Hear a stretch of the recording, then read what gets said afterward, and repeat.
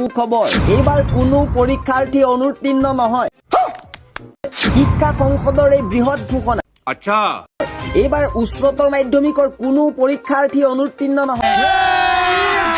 अभी मजा आएगा ना শিক্ষা সংসদৰ ফালৰ পৰাই বৃহৎ ঘোষণা কৰা হৈছে क्या बात है सर क्या बात है सर क्या बात ये बात উচ্চতৰ মাধ্যমিকৰ প্ৰথম বৰ্ষৰ সকলো ছাত্ৰ ছাত্ৰীকে উত্তীৰ্ণ কৰাই দিয়া হ'ব इतनी खुशी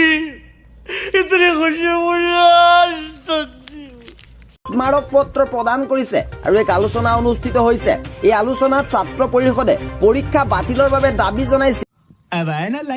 কিন্তু আলোচনাৰ অন্তত কোভিডৰ পৰিপ্ৰেক্ষিতত পৰীক্ষাৰ পৰা আঁতৰি থাকিবলগীয়া হোৱা ছাত্ৰ ছাত্ৰীসকলৰ মানসিক উৎকৰ্ষ সাধনৰ বাবে তথা আত্মবিশ্বাস বৃদ্ধিৰ বাবে পৰীক্ষা অনুষ্ঠিত কৰা হৈছে বুলি জানিবলৈ দিয়ে